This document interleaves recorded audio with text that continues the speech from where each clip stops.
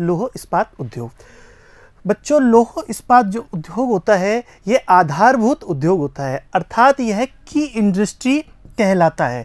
अब आधारभूत उद्योग किसे कहते हैं बच्चों?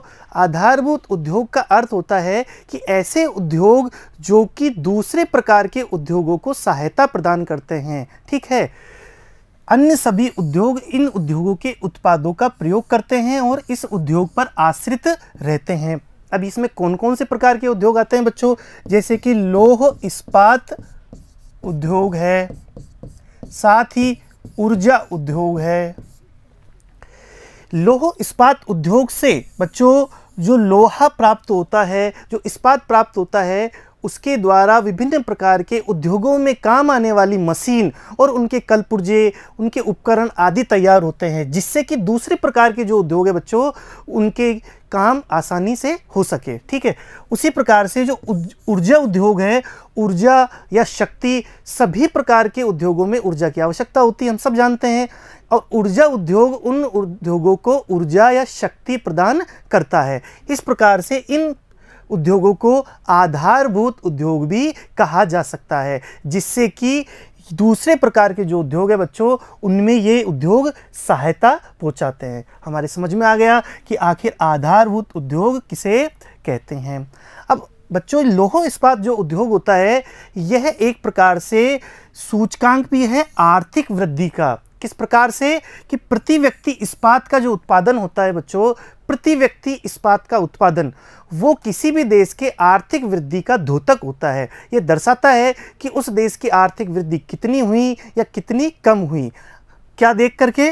प्रति व्यक्ति इस्पात का उत्पादन देख करके उस देश का। ठीक है, तो यहाँ पर हमने देखा कि आखिर में यह इस्पात का जो उत्पादन है ये भी एक आर्थिक वृद्धि का द्योतक हो सकता है। ठीक है बच्चों, इसके बाद देखते हैं बच्चों कि आखिर में लौह अयस्क जो प्राप्त हो रहा है हमें, वो किस प्रकार से, उसका क्या हम उपयोग करके लोहा प्राप्त करेंगे।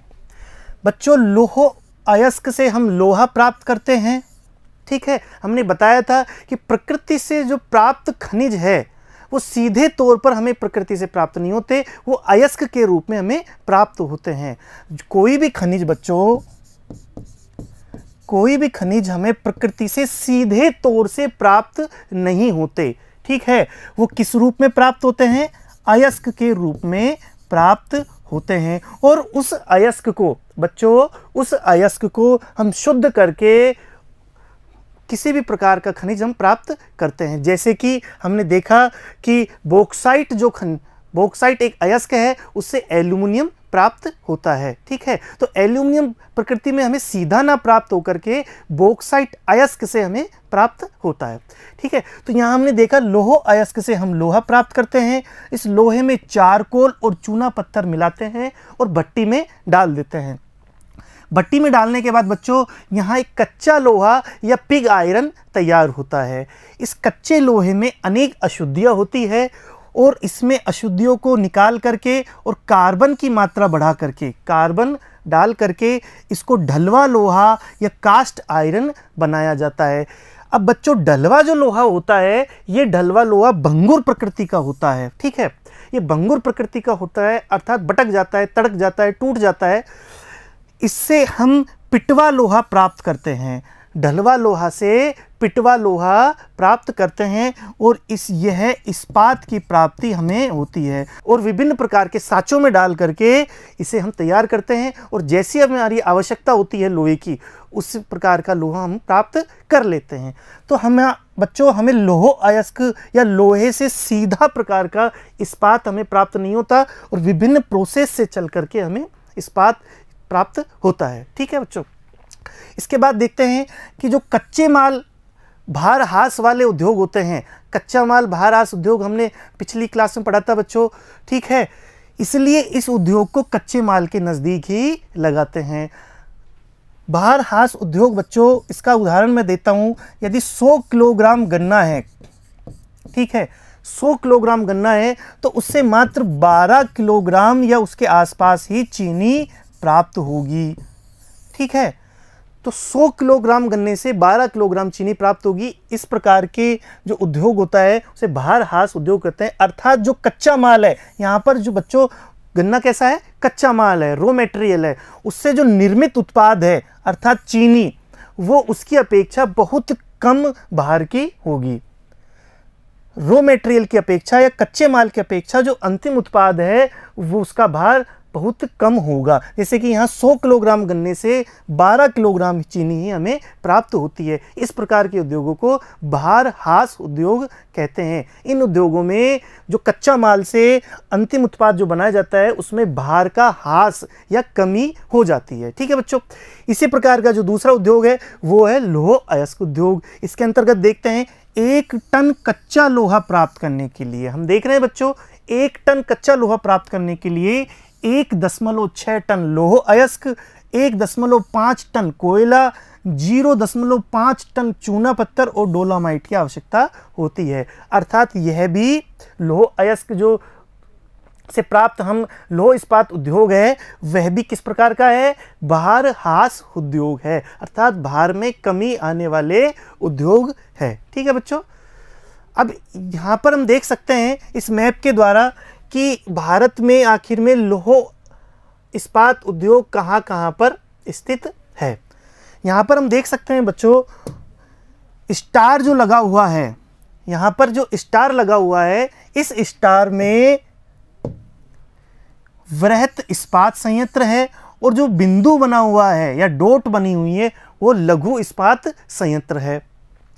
अब वृहद इस्पात संयंत्र की मैं बात करूं बच्चों तो पश्चिम बंगाल में दुर्गापुर, बरनपुर, झारखंड में बोकारो, जमशेदपुर, उड़ीसा में राउरकेला, पाराद्वीप, गोपालपुर, ठीक है बच्चों, तमिलनाडु में सलेम, कर्नाटक में भद्रावती, विजयनगर, महाराष्ट्र में डोलवी, छत्तीसगढ़ में भिलाई, ये संयंत्र भारत के वृहद इस्पात संयंत्र है, अर्थात बड़े मात्रा में जहां पर इस्पात का उत्पादन किया जाता है। इसके अलावा छोटे या लघु इस्पात संयंत्र है वो भारत में विभिन्न स्थानों पर है।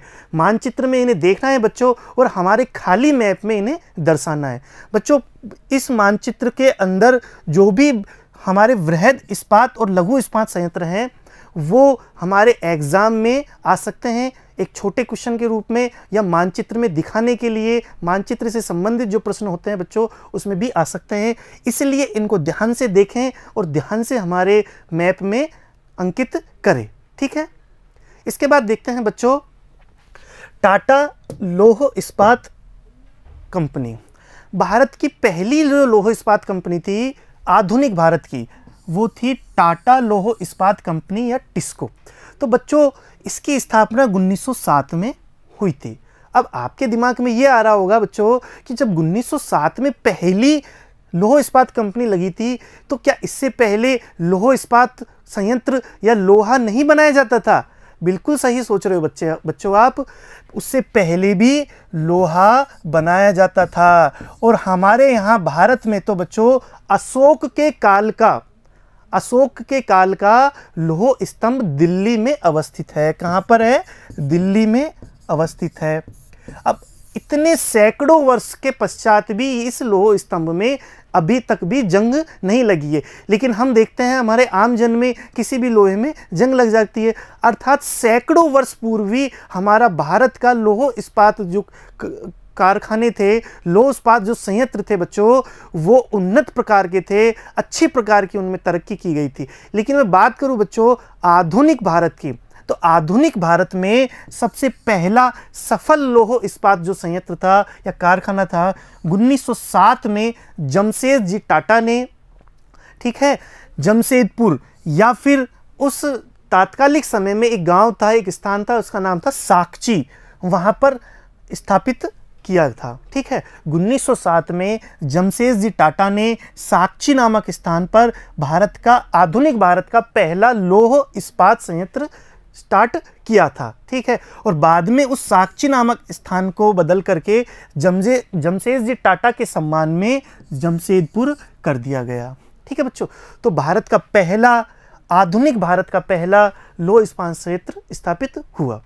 अब यहाँ पर क्यों हुआ, इसके ऐसे कौन कौन से कारण थे और वो क्यों सफल हुआ और ये कैसे कैसे सरवाइव कर रहा है, आइए देखते हैं कि वहाँ पर उच्च कोटि का हेमेटाइट लौह अयस्क पाया जाता है। उस क्षेत्र में उच्च कोटि का हेमेटाइट लौह अयस्क हमें मिलता है। हमने देखा था बच्चों 4 प्रकार के लौह अयस्क में हेमेटाइट प्रकार का जो लौह अयस्क है वो उच्च कोटि का होता है।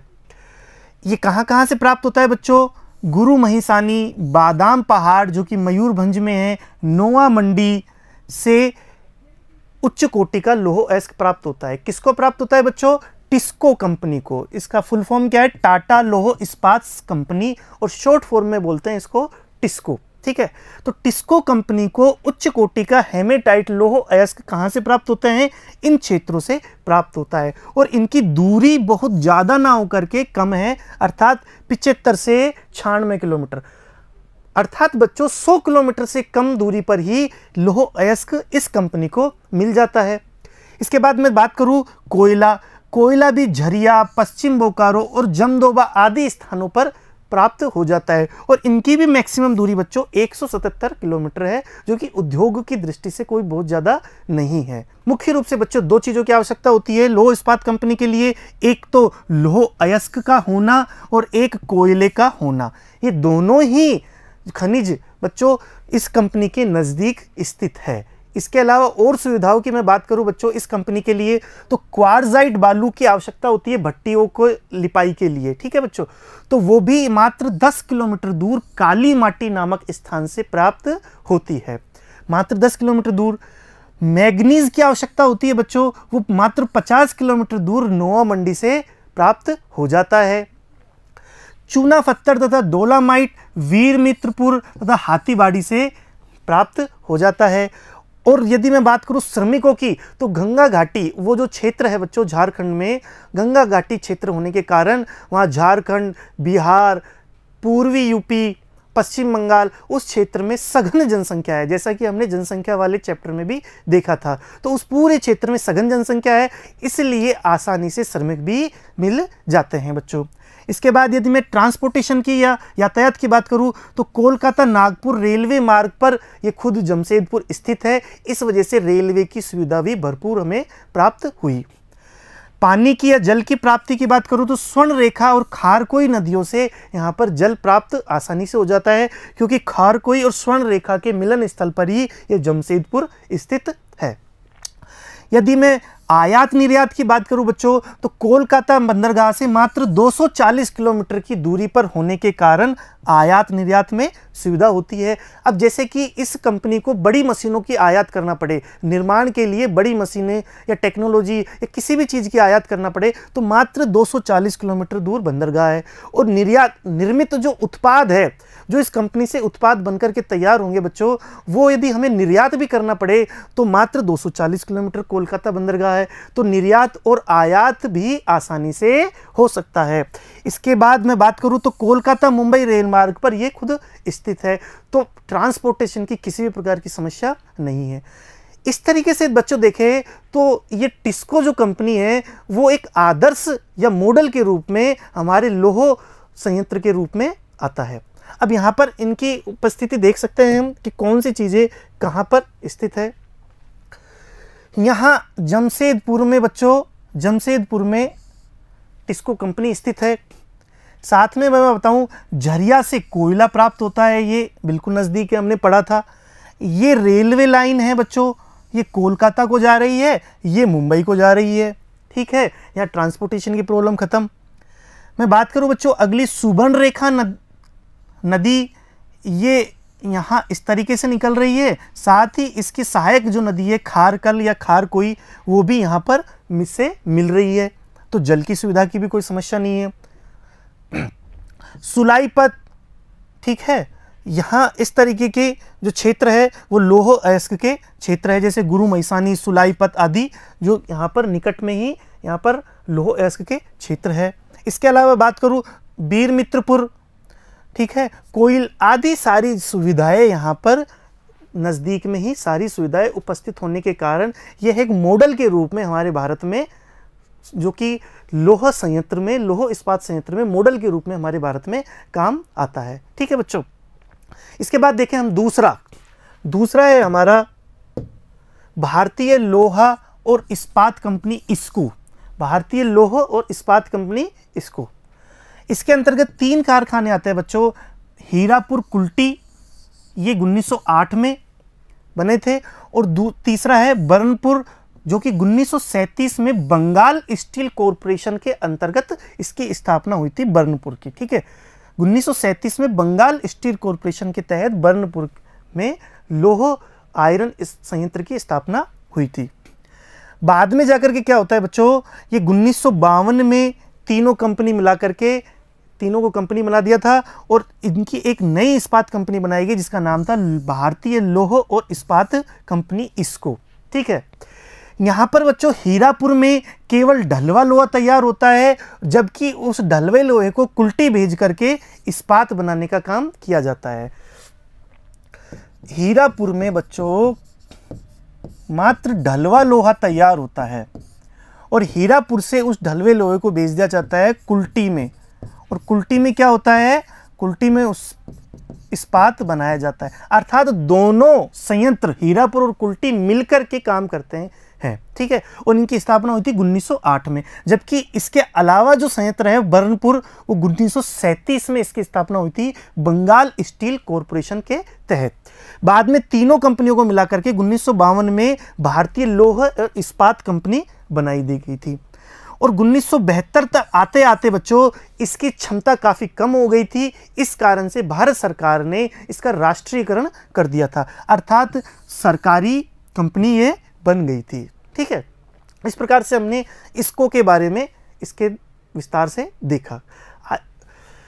इसकी प्राप्ति कहाँ कहाँ से होती है, लौह अयस्क सिंहभूम से तथा मयूरभंज से प्राप्त होता है, और कोयला झरिया व रानीगंज जो कि नज़दीक है यहाँ से प्राप्त होता है, और जल बच्चों बराकर नदी से प्राप्त होता है।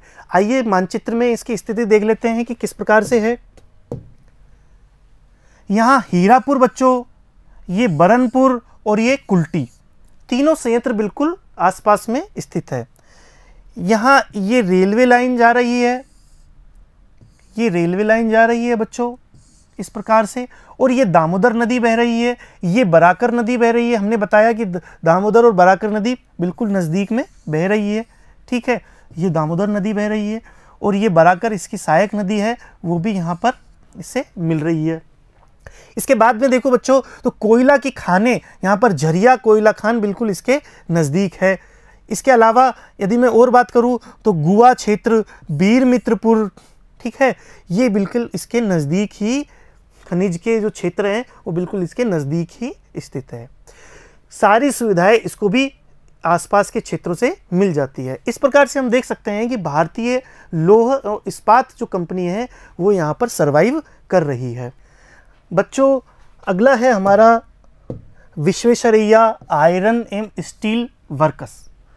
बच्चों इसके साथ में देखते हैं कि इसकी स्थापना 1923 में तत्कालीन मैसूर राज्य के द्वारा की गई। तत्कालीन रूप से जो मैसूर राज्य था वहाँ पर इसकी स्थापना की गई थी। इसकी प्राप्ति जो खनिजों की है वो कहाँ से होती है, बाबा बुदन की पहाड़ियों के केमानगुंडी लौह अयस्क क्षेत्रों के समीप स्थित है। ठीक है, जो बाबा बुदन की पहाड़ियों के पास में केमानगुंडी लौह अयस्क जो क्षेत्र है बच्चों, वहाँ से यह लोहे की प्राप्ति करता है।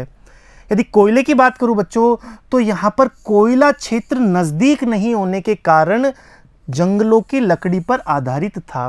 ठीक है बच्चों, तो मुख्य रूप से ये विश्वेश्वरैया आयरन स्टील वर्क्स है, यह कोयले के क्षेत्र पर न हो करके लौह अयस्क के क्षेत्र पर ही स्थित है।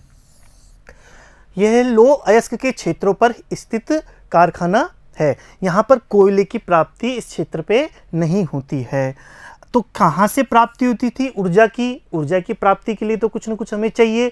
तो यहाँ पर पुराने समय में जंगलों में जो लकड़ी होती थी उन लकड़ियों को जला करके ही हम ऊर्जा प्राप्त करते थे। लेकिन वर्तमान समय में जोग जल प्रपात से प्राप्त जो जल विद्युत है उससे हम ऊर्जा की प्राप्ति करते हैं। ठीक है बच्चों, इसके बाद देखते हैं भद्रावती नदी से जल प्राप्त होता है। इस संयंत्र को जल की प्राप्ति कहाँ से होती है? भद्रावती नदी से जल की प्राप्ति होती है। इस प्रकार से यहाँ विभिन्न प्रकार के खनिज और दूसरे प्रकार की आवश्यकताओं की पूर्ति यहाँ पर होती है। ठीक है बच्चों, यहाँ पर मानचित्र के द्वारा हम देख सकते हैं भद्रावती जो संयंत्र है वो यहाँ पर है। बाबा बुदन हिल्स, बाबा बुदन जो पहाड़ियाँ है वो यहाँ पर लौह अयस्क की प्राप्ति होती है बच्चों। ठीक है, यहाँ पर कावेरी नदी, बेकानी नदी, सिमसा नदी आदि यहाँ पर नदियाँ बहती है। जोग प्रपात या जोग फॉल्स यहाँ पर स्थित है, अर्थात समीप में ही हमारे को जल विद्युत की प्राप्ति हो जाती है। ठीक है, तुंगभद्रा नदी यहाँ नज़दीक से बहती है। ठीक है बच्चों, इस प्रकार से हमें विभिन्न प्रकार की जो आवश्यकता या सुविधाओं की आवश्यकता होगी वो समुची सुविधाएं यहाँ पर हमें प्राप्त हो रही है, बजाय कि कोयले की सुविधा यहाँ पर नहीं होती। लौह अयस्क और दूसरी प्रकार की जो सुविधा है बच्चों वो यहाँ पर आसानी से प्राप्त होती है। तो कोयले की जो प्राप्ति है वो नहीं होने के कारण उसका अल्टरनेट हमें ढूंढना पड़ता है। पुराने समय में उसका अल्टरनेट क्या था? पुराने समय में लकड़ी। ठीक है बच्चों, जो नज़दीकी जंगलों की जो लकड़ी थी उन लकड़ियों से हम ऊर्जा प्राप्त करते थे। वर्तमान में जल विद्युत के द्वारा ऊर्जा प्राप्त करते हैं। ठीक है, इसके बाद है बच्चों हम देखते हैं कि उसके बाद स्वतंत्रता प्राप्ति हो गई। स्वतंत्रता प्राप्ति के पश्चात दूसरी पंचवर्षीय योजना में भारत सरकार ने सोचा कि आखिर हम ऐसे कौन से प्रयास करें जिससे कि हमारी औद्योगिक स्थिति में लगातार सुधार हो सके। इसी क्रम में हमने देखा कि लौह इस्पात संयंत्र की ज़्यादा आवश्यकता हमें थी, इसलिए भारत सरकार ने तीन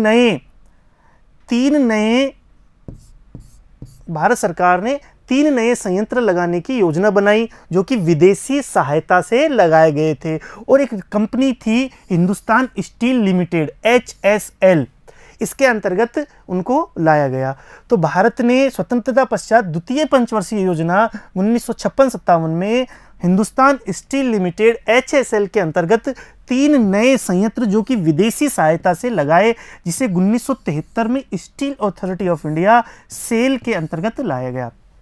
जो HSL था बच्चों, HSL को बाद में 1973 में सेल या स्टील अथॉरिटी ऑफ इंडिया के अंतर्गत उसके प्रबंधन में लाया गया। ठीक है, तो 3 जो संयंत्र हमारे यहाँ द्वितीय पंचवर्षीय योजना में स्थापित किए गए विदेशी सहायता से। ठीक है, पहला है राउरकेला इस्पात संयंत्र, दूसरा है भिलाई इस्पात संयंत्र और तीसरा है दुर्गापुर इस्पात संयंत्र। आइए इनका हम अध्ययन करते हैं बच्चों।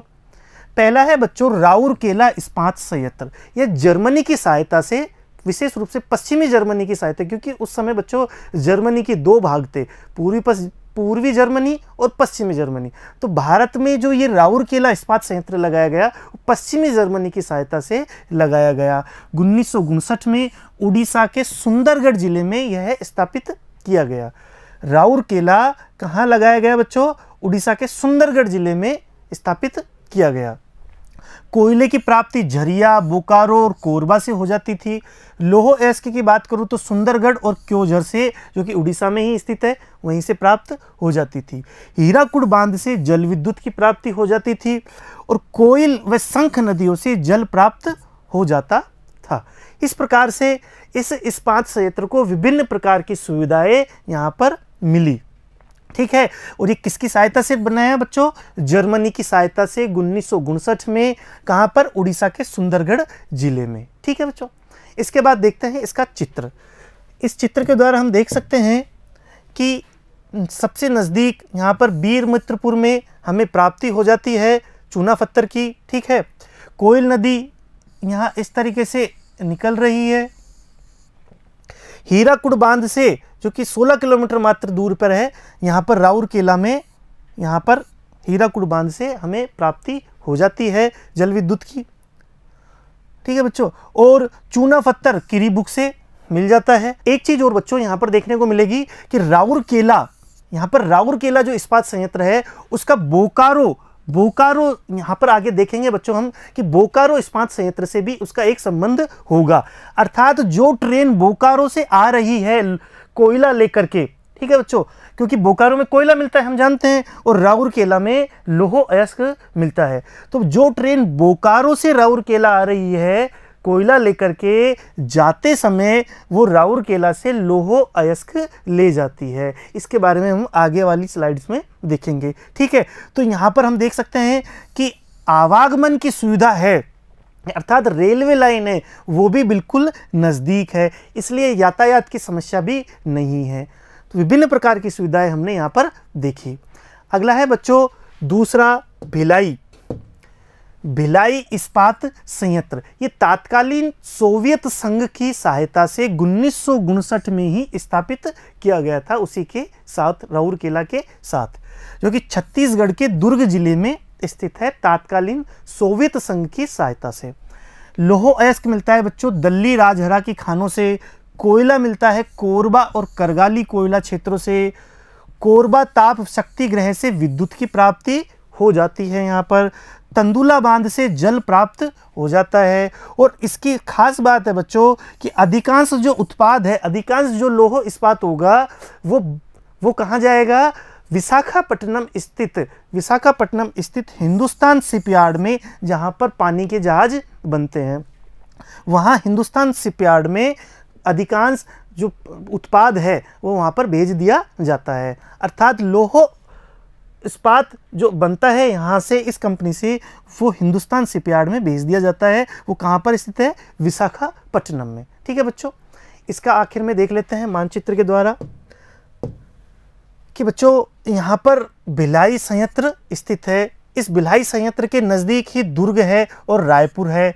ठीक है बच्चों, रायपुर यहाँ की राजधानी भी है छत्तीसगढ़ की, तो इनके बिल्कुल नज़दीक है। कोरबा जो क्षेत्र है कोयला का, ये बिल्कुल यहाँ पर नज़दीक है। तंदुला टैंक या तंदुला बांध यहाँ पर जल की प्राप्ति के लिए इसका सहायक होता है। ठीक है बच्चों, इस तरीके से बालाघाट यहाँ पर हम देख रहे हैं मैग्नीज के लिए बालाघाट है। महानदी भी इसके समीप में होकर के निकलती है। डोलामाइट, बिलासपुर में डोलामाइट हमें प्राप्त हो जाता है। विभिन्न प्रकार की सुविधा भी यहाँ पर उपस्थित है, इस मानचित्र में हमें देखने को मिल रहा है बच्चों। नेक्स्ट देखते हैं, तीसरा संयंत्र है बच्चों दुर्गापुर इस्पात संयंत्र। जो द्वितीय पंचवर्षीय योजना में जो तीसरा संयंत्र था बच्चों वो है दुर्गापुर। यह यूनाइटेड किंगडम की सहायता से लगाया गया था। और कब लगाया गया था, एक ही साथ 1959 में, तीनों एक साथ लगे थे। ठीक है, 1959 में, और इसका उत्पादन 1962 से प्राप्त हो रहा है। ठीक है बच्चों, तो तीनों हमने देखे, भिलाई, राउरकेला और दुर्गापुर। ठीक है, अब इसका रानीगंज और झरिया से कोयला पेटी पर स्थित यह बच्चों जो संयंत्र है कोयला पेटी पर स्थित है। ठीक है, और यहाँ पर लौह अयस्क दूर से मंगाया जाता है। लौह अयस्क नोवा मंडी से मंगाया जाता है, काफ़ी दूर है बच्चों नोवा मंडी, वहाँ से यहाँ पर लोहा अयस्क मंगाया जाता है। और मूलतः ये दुर्गापुर इस्पात संयंत्र कोयला पेटी पर आधारित है। ठीक है बच्चों, हम देखते हैं जल और जल विद्युत दोनों चीज़ें, जल और जल विद्युत कहाँ से प्राप्त होते हैं, दामोदर वैली कॉरपोरेशन, दामोदर घाटी कॉरपोरेशन, डीवीसी जिसको बोलते हैं, वहाँ से जल और जल विद्युत दोनों चीज़ें हमें यहाँ प्राप्त होती है दुर्गापुर में। ठीक है, इस प्रकार से हम देख सकते हैं कि यहाँ भी विभिन्न प्रकार की सुविधा है, बजाय के लौह अयस्क। लौह अयस्क इस क्षेत्र में नहीं है, बाकी दूसरी प्रकार की सुविधा यहाँ पर उपस्थित है, वो लौह अयस्क दूर से मंगा लिया जाता है। आइए देखते हैं मानचित्र में किस प्रकार से है। यहाँ बच्चों देख सकते हैं हम दुर्गापुर इस्पात संयंत्र यहाँ पर स्थित है। अब यहाँ पर इसी के नज़दीक रानीगंज और झरिया कोयला क्षेत्र बिल्कुल इसके समीप ही स्थित है, और यह रेलवे मार्ग भी यहाँ पर है। ठीक है, एक रेलवे मार्ग यहाँ पर, एक रेलवे मार्ग यहाँ पर। बीरमित्रपुर इसके समीप है जो कि चूनाफत्तर में है। किरीबुरी और बोनाईगढ़ भी यहाँ पर समीप ही है। गुरु महिसानी और कुट्टुपिट ये 326 किलोमीटर दूर पर स्थित है। ठीक है, तो 326 किलोमीटर दूर और 335 किलोमीटर दूर से लौह अयस्क मंगाया जाता है, जो काफ़ी दूर है। अर्थात दुर्गापुर इस्पात संयंत्र कोयला बेस या कोयले पर स्थित संयंत्र है। ठीक है बच्चों, और काफ़ी दूर से यहाँ पर लौह अयस्क प्राप्त होता है। इसके बाद देखते हैं बच्चों हम बोकारो इस्पात संयंत्र। यह बोकारो इस्पात संयंत्र है बच्चों, तीसरी पंचवर्षीय या तृतीय पंचवर्षीय योजना में इसकी स्थापना की गई थी। बाकी 3 की जो पहले हमने पढ़ी वो द्वितीय पंचवर्षीय योजना में थी, और बोकारो इस्पात संयंत्र है ये तृतीय पंचवर्षीय योजना में इसकी स्थापना की गई थी। 1964 में स्थापना की गई थी और सोवियत संघ की सहायता से इसकी स्थापना की गई थी। इसकी एक बहुत इंपॉर्टेंट बात है बच्चों कि परिवहन लागत न्यूनीकरण सिद्धांत के आधार पर इसकी स्थापना की गई थी। अब ये परिवहन लागत न्यूनीकरण सिद्धांत क्या होता है, आइए देखते हैं बच्चों। एक स्थान पर है बोकारो। बोकारो में क्या मिलता है हम सब जानते हैं, कोयला, भारी मात्रा में कोयला मिलता है। दूसरा है राउरकेला। राउरकेला में बच्चों क्या मिलता है, लौह अयस्क। अब दोनों स्थानों पर हमने देखा बच्चों कि बोकारो से ट्रेन जाती है, बोकारो से ट्रेन गई राउरकेला, क्या लेकर के गई, कोयला लेकर के गई। वापस में जो रिटर्न जाती है ट्रेन वो खाली जाती थी, ठीक है। खाली जाने के कारण उसकी लागत बढ़ जाती थी, और हमने देखा यदि लागत बढ़ गई तो प्रॉफिट कम होगा, और बिना बात के उसकी लागत बढ़ना भी हमारे आर्थिक या राजस्व को नुकसान पहुंचाएगी। इस कारण से परिवहन लागत न्यूनीकरण सिद्धांत, अर्थात परिवहन लागत को न्यून कर देना, कम कर देना, उस कारण से हमने बोकारो के अंदर भी एक इस्पात संयंत्र स्थापित किया, जिससे कि यहाँ राउरकेला में जो लौह अयस्क प्राप्त होता था वो वापस जाते समय ट्रेन लौह अयस्क ले जाए। आते समय बोकारो से राउरकेला आते हैं तो कोयला ले आती है, और वापस जब ट्रेन जाती है तो राउरकेला से बोकारो जाते समय लौह अयस्क ले जाती है। इस प्रकार से बच्चों यहाँ पर परिवहन लागत न्यूनीकरण सिद्धांत के आधार पर इस बोकारो इस्पात संयंत्र की स्थापना हुई, ठीक है। जो दूसरा अन्य जो कच्चा माल है, ठीक है, इन दोनों के अलावा जो बच्चों दूसरा जो कच्चा माल है वो 350 किलोमीटर की रेडियस में मिल जाता है आमतौर पर, ठीक है। इसके बाद में देखूं, जल और जल विद्युत दामोदर घाटी कॉरपोरेशन से ही प्राप्त हो जाता है। इस प्रकार की यहाँ पर कोई समस्या भी नहीं है, ठीक है। तो यहाँ पर हमने देखा कि बोकारो इस्पात संयंत्र तीसरी पंचवर्षीय योजना में सोवियत संघ की सहायता से स्थापित किया गया। इसकी मैं बात करूँ बच्चों तो यहाँ पर बोकारो है, झरिया नज़दीक है, और दामोदर नदी और इसकी वैली कॉरपोरेशन भी नज़दीक होने के कारण इसके जल और जल विद्युत हमें प्राप्त हो जाती है। बादाम पहाड़, सुलायत पथ, गुरु महिसानी, ये यहाँ से लौह अयस्क जाते हैं, ठीक है, और बीर मित्रपुर से चूना पत्थर जाता है, ठीक है बच्चों। इस प्रकार से यह है कोयला बेस। बोकारो कैसा है बच्चों, कोयला बेस इस्पात संयंत्र है। इसके बाद देखते हैं बच्चों हम अन्य इस्पात संयंत्र। अन्य इस्पात संयंत्र कौन कौन से हैं, इनके अलावा दूसरी पंचवर्षीय योजना में देखा 3 संयंत्र लगे, तीसरी पंचवर्षीय योजना में देखा हमने संयंत्र लगा, और चौथी या चतुर्थ पंचवर्षीय योजना में जो दक्षिण भारत था बच्चों, दक्षिण भारत में अभी तक इस समय तक कोई भी लौह इस्पात संयंत्र जो कि वृहद मात्रा में हो वो नहीं था। तो चतुर्थ पंचवर्षीय योजना के समय दक्षिण भारत में 3 नए संयंत्र लगाए गए, ठीक है। वो कौन कौन से थे, पहला है बच्चों विजाग इस्पात संयंत्र, विशाखापट्टनम में 1992 में लगाया गया। विशाखापट्टनम में लगाया गया जो कि आंध्र प्रदेश में स्थित है। यह कैसा है बच्चों, पत्तन आधारित संयंत्र है, अर्थात बंदरगाह बेस्ड है। इसमें क्या क्या होता है, बेलाडिला से लोहा प्राप्त होता है, खम्मम से चूना पत्थर, कोयला आयात किया जाता है, बाहर से कोयला आयात करते हैं विदेशों से, और अधिकांश जो उत्पाद है वो निर्यात कर दिया जाता है विदेशों में, ठीक है। तो ये घरेलू आवश्यकता की पूर्ति के लिए ना होकर के विदेशों को निर्यात करने या पत्तन आधारित संयंत्र बनाया गया था, ठीक है। कहाँ पर, विशाखापट्टनम में। इसके बाद मैं बात करूं बच्चों, दूसरा है विजयनगर इस्पात संयंत्र।